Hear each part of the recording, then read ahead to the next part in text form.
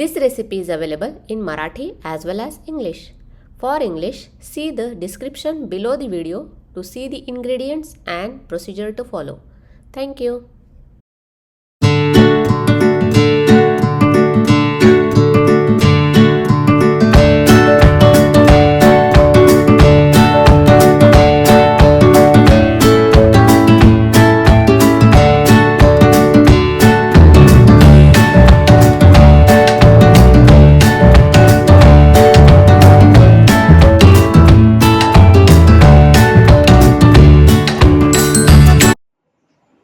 नमस्कार, मी रेखाच किचनमध्ये आपणा सर्वांचं खूप खूप मनापासून स्वागत.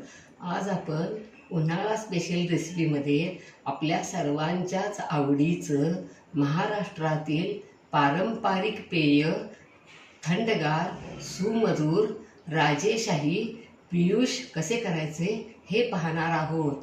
पियुष म्हणजे श्रीखंड आणि लस्सी यातला मधला प्रकार. पियुष अतिशय अप्रतिम चवीचे होते.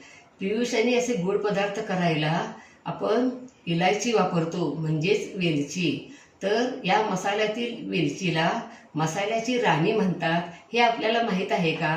तर या हिरव्या वेलचीला म्हणजेच मसाल्याच्या राणीचे आपण आयुर्वेदिकदृष्ट्या आपल्या शरीराला कोणकोणते फायदे होतात हे जाणून घेणार आहोत.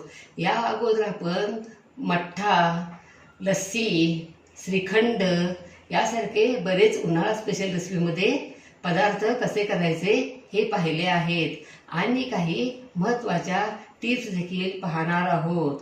आपण उन्हाळ्यामध्ये वेगळ्या प्रकारची सरबत, मॉकटेल वगैरे भरपूर प्रमाणात पितो आणि काही सरबतांना आपण गूळ वापरतो, म्हणजेच कैरीचं पन्ह वगैरे. तर काहींना साखरच वापरावी लागते. तर आपण साधी साखर न वापरता या ठिकाणी खडीसाखरेची पूड करून वापरली तर अतिशय चांगले, कारण खडीसाखर थंड असते. तर उन्हाळ्याच्या सुरुवातीलाच खडीसाखरेची पावडर करून हवाबंद बरणीत भरून ठेवली तर आपल्याला आपण हवं तेव्हा वापरू शकतो. या अगोदर आपण खडीसाखरेचे आपल्या शरीराला आयुर्वेददृष्ट्या कोणकोणते फायदे होतात हेही जाणून घेतलं आहे. आपण आता मसाल्याची राणी हिरवी वेलची हिचे आयुर्वेदिकदृष्ट्या आपल्या शरीराला कोणकोणते फायदे होतात हे जाणून घेऊया. रोजच्या आहारातल्या अगदी छोटे छोटे पदार्थ देखील आपल्याला निरोगी आणि तंदुरुस्त ठेवण्यास भरपूर मदत करतात. त्यातलाच एक पदार्थ म्हणजे वेलची. वेलचीचे प्रामुख्याने 2 प्रकार आढळतात, हिरवी वेलची आणि काळी मोठी वेलची. तर आपण हिरव्या वेलचीचे फायदे जाणून घेऊया. वेलची तुमच्या जेवणाची चव आणि सुगंध तर वाढवतेच, पण आरोग्यासाठी देखील खूप फायदेशीर आहे. वेलची carbohydrate, protein, calcium, potassium, magnesium, लोह, फॉस्फरस आणि फायबर यासारख्या पोषक तत्वांनी समृद्ध आहे. जेवणानंतर वेलची खाल्ल्याने पचनक्रिया सुलभ होते आणि गॅस किंवा ॲसिडिटीचा त्रास कमी होतो. नैसर्गिक माउथ फ्रेशनर म्हणून वेलची उत्तम काम करते. ती तोंडातील जंतू नष्ट करण्यास मदत करते. वेलचीच्या सेवनाने शरीरातील रक्ताभिसरण सुधारते, त्यामुळे उच्च रक्तदाब नियंत्रित राहण्यास मदत होते. त्यामुळे वेलचीचा समावेश आपल्या आहारात जरूर करा आणि आपले आरोग्य उत्तम ठेवा. आता आपण पियुष करण्यासाठी लागणाऱ्या काही महत्त्वाच्या टिप्स पाहूया. प्रथम मडक्यातलं जास्त आंबट नसलेलं दही घ्यायचं.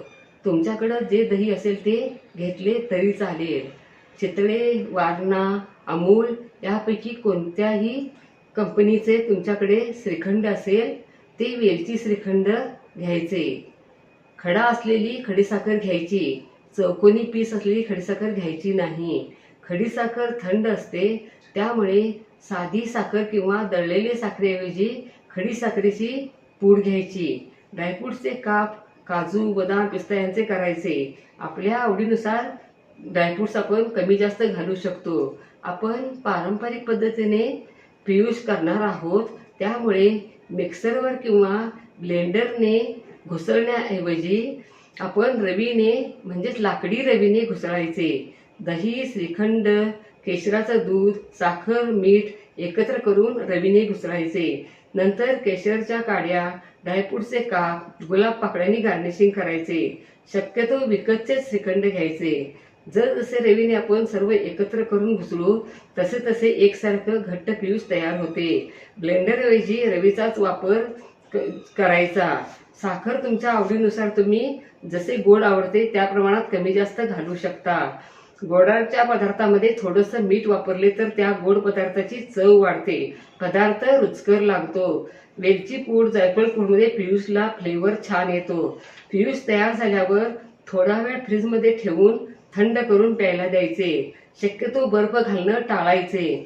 ज्यांना बर्फ फ्रीजमधील चालत नाही त्यांनी कॉटनचे कापड ओलं करून गुंडाळून ठेवून पियूष थंड करायचे आणि नंतर प्यायला द्यायचे. आपण आता साहित्य पाहूया. मी 2 ग्लास पियूष करणार आहे, त्या प्रमाणात प्रमाण सांगणार आहे.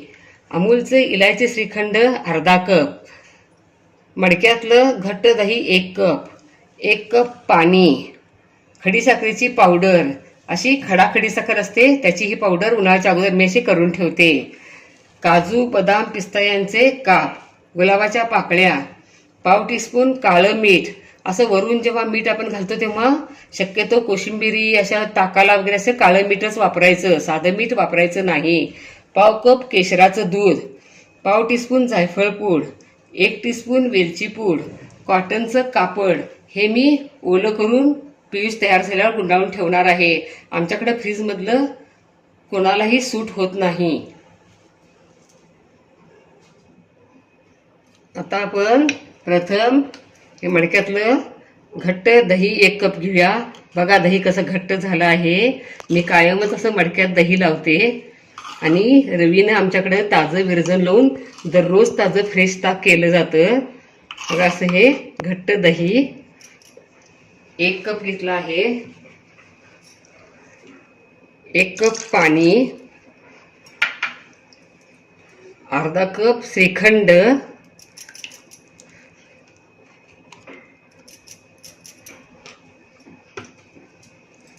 केशराचं दूध,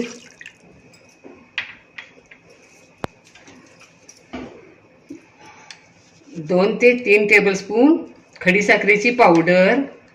गोड तुमच्या आवडीनुसार तुम्ही घालू शकता. आणि आपण आता रवीने घुसळूया. असं या पद्धतीने अशी रवी अशी फिरवायची, अशी बघा असं हात करायचा, हा हात असा, आणि अशा पद्धतीने असं हे असं रवीनं घुसळायचं.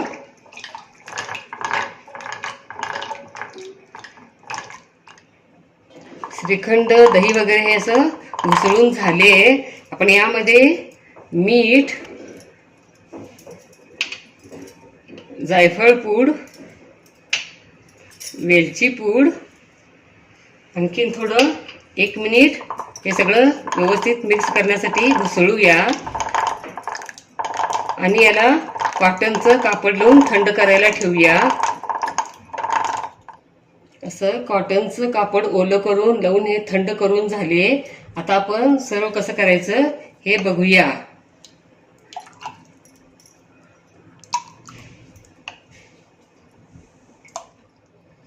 आता आपण पियूष सर्व कसं करायचं हे पाहूया आणि गार्निशिंग कसं करायचं हे पाहूया. असे बदामाचे काप, पिस्ता,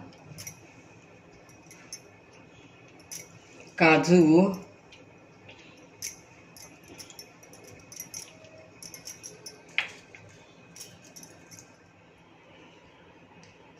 बदाम, पिस्ता, गुलाबाच्या पाकळ्या, केशर वगैरे घालून गार्निशिंग करून झालं. आणि आता हे मस्तपैकी थंडगार सुमधुर राजेशाही पियूष तयार. वाह, क्या बात है, लाजवाब. आणि आता मी अशी टेस्ट करून बघते.